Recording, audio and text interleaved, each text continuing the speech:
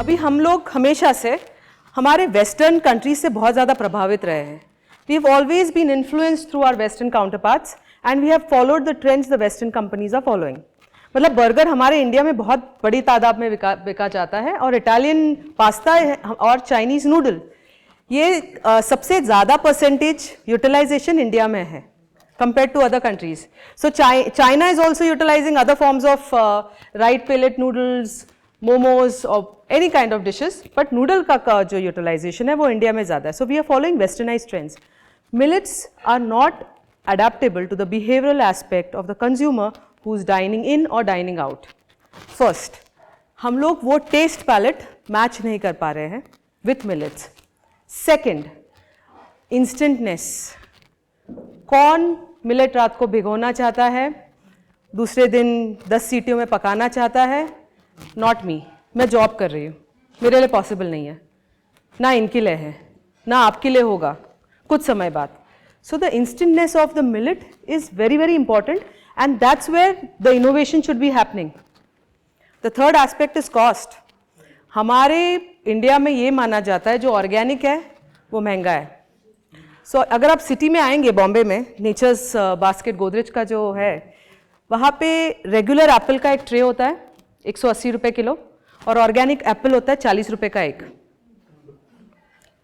वो उनको भी नहीं पता ये ऑर्गेनिक है या नहीं. और सच मानिए तो ऑनेस्टली इस दुनिया में कुछ भी ऑर्गेनिक नहीं है. अब अपनी सॉइल ऑर्गेनिक बना दो, आपका पानी नहीं है. पानी को कंट्रोल ले लो, आपकी हवा नहीं है. और ऐसा कोई फार्मर नहीं है इस दुनिया में जो तीनों चीज़ें कंट्रोल कर पाया है. So there's nothing that is purely organic, but very very essential कि हम लोग गंदी चीज़ें भी खाएं ताकि हमारी इम्यूनिटी बढ़े. Indians have the highest recorded microflora जो कुछ भी डाइजेस्ट कर सकता है, and that's the only reason why we survived COVID much better than the other countries. But because of the different food particles that you have put in your body which are not working in sync with your physiology. कोई भी ऐसा पदार्थ हो जो आप अपने शरीर के अंदर डाल रहे हो जो आपके शरीर को नॉर्मल चीज़ों की तरफ नहीं, अब नॉर्मल चीज़ों की तरफ आकर्षित करेगा, आपकी फिजियोलॉजी डिस्टर्ब करेगा, आपकी रेगुलर बॉडी फंक्शनिंग है उसको अफेक्ट करेगा. और ये सब चीज़ें रोकने के लिए वी आर सेइंग पहले मिलेट आप से शुरुआत कीजिए. दुनिया है, डिमांड आएगी, बढ़ती जाएगी, आपको सप्लाई करना है. But you can only promote a good thing if you practice. आप कोई भी अच्छी चीज़ तभी प्रमोट कर सकते हो जब आप उसको खुद प्रैक्टिस कर पाओ. हम लोग क्या कर सकते हैं, हमारे क्षमता में क्या है, हम हमारे बच्चों के लिए क्या छोड़ के जाना चाहते हैं, क्या करना चाहते हैं, इसके ऊपर उन्होंने फोकस किया है. So the first and the most important concept that any organisation should do in any rural area is to implement the sense of urgency pertaining to the health of the younger generations, the pregnant women and the young women. I always emphasize on empowering a woman with a lot of knowledge because she is the one who runs the household. She might not be as strong as a man, but she is capable of changing the mindset of her home and of her village. And hence, there should be a lot of adaptive behavioral programs which focuses on the emphasis of good health. And then comes your secondary, the component, that's the millet. So, all of a sudden, why this transition? आपको क्यों ऐसा लगता है कि अचानक से पूरी दुनिया ने मिलेट को इतना importance दे दिया है? Why do you feel ऐसा हुआ है? क्यों? वो भी 2014 is not that far. It's 7-8 years back. Anybody? Wild guess. See, we are just having a conversation here, so it's not a presentation, it's a very candid, informative chat. तो क्यों आपको लगता है कि 8 साल में 7 साल में ऐसा क्या हुआ होगा जो अचानक से मिलेट को इतना इंपॉर्टेंस आ चुका है? Okay, climate is one. Yes, बोलिए बोलिए. नहीं, आपसे भी हमें सुनना पसंद है. Yeah.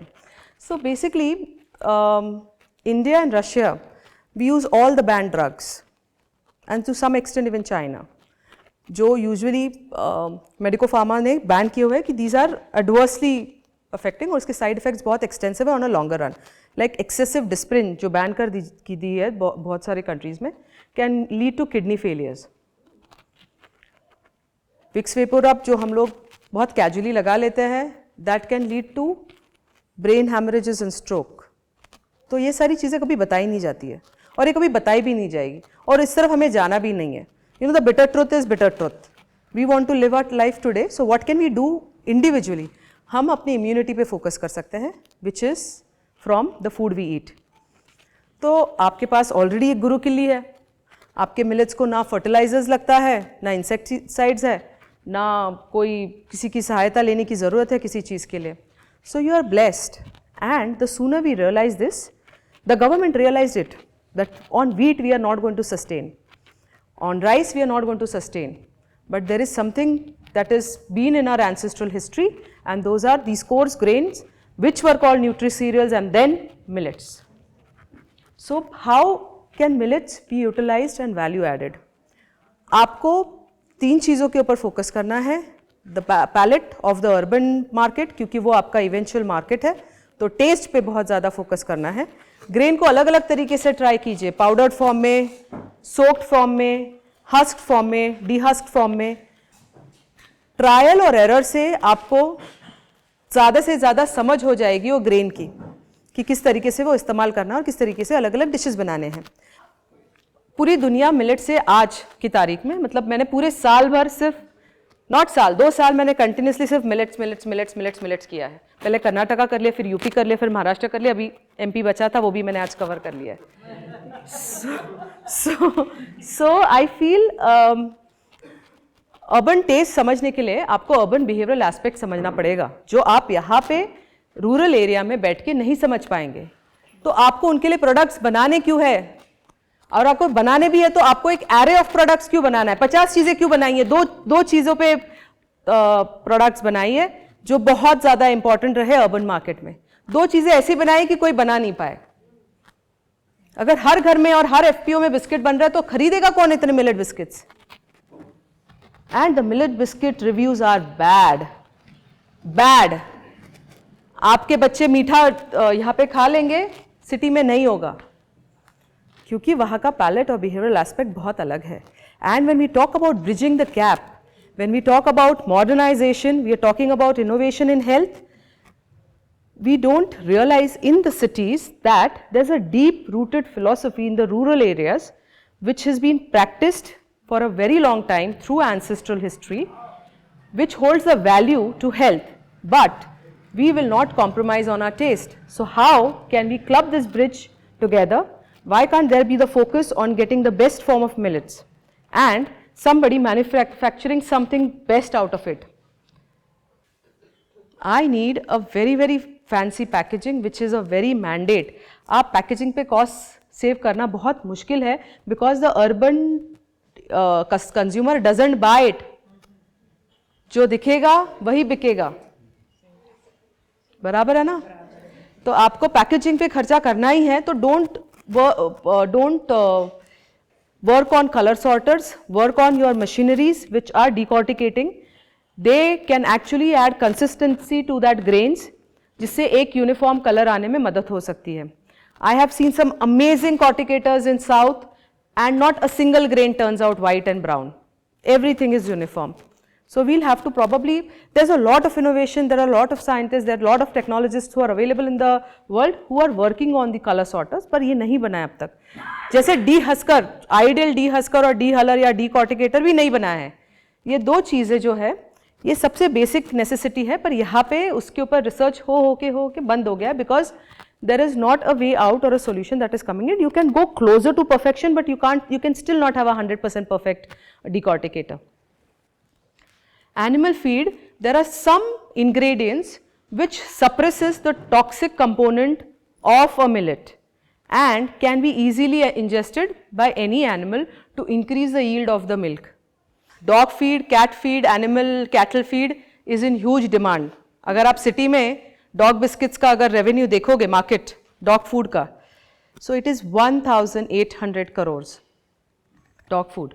कैट पे मैं तो गई नहीं हूँ, मैं डॉग का सुन के I was little, you know, there is a way. And millet food is something, we make millet biscuits, dog biscuits, and we are utilizing the grain which the farmers or the tribals think कि अच्छा नहीं आया, इस बार फसल अच्छी नहीं आई है, तो वो जो फसल अच्छी नहीं आए उसका क्या करें, हाउ टू मोनेटाइज दिस, कैसे मोनेटाइज करें.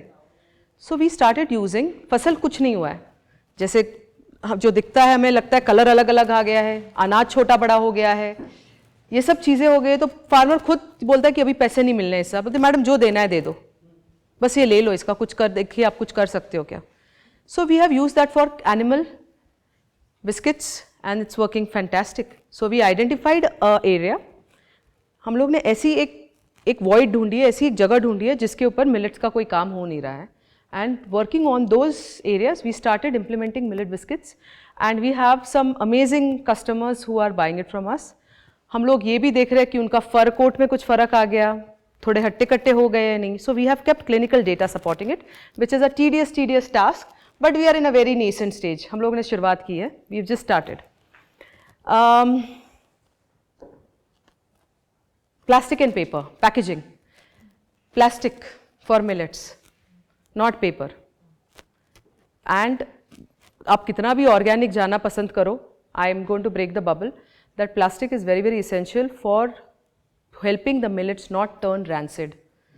पेपर के जो डिफरेंट कंटेंट्स और कंपोनेंट्स है वो मिलेट्स को ज़्यादा फास्टर रेट में रैंसिड कर देते हैं.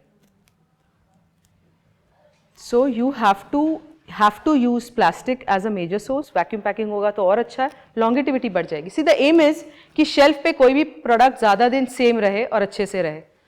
एंड वी से बायो फ्रेंडली, इको फ्रेंडली. सच बताया तो पेपर में ज़्यादा नुकसान हो रहा है इकोसिस्टम का. आपको नहीं लगता पेपर झाड़ कट रहे एंड व्हेन वी से प्लास्टिक इस्तेमाल नहीं होना चाहिए. प्लास्टिक डिस्पोजेबल और recycle plastic is very easily available in the market and that can be used very appropriately for packaging. So identify the sellers who are into recycled plastic and use that as an option for your millet. It will increase the shelf life of your product. I'm very thankful कि आपने मुझे यहाँ पे बुलाया. मुझे बहुत कुछ सीखने मिला, बहुत नए लोगों से मुलाकात हुई. And I feel sky is the limit when millets की बात हो. आप काम करते रहिए, but go for non-competitive, lesser range of products. Please 50 चीज़ें को मत लाइए मार्केट में. It's going to increase your inventory and cost, और आपका प्रॉफिट जो मार्जिन है वो कट खा जाएगा पूरा. तो focus on growing some amazing millets, focus on making one amazing product, उसका IP लीजिए और सब खुश रहिए. Thank you so much. I am doctor Sonam Kapse. Thank you.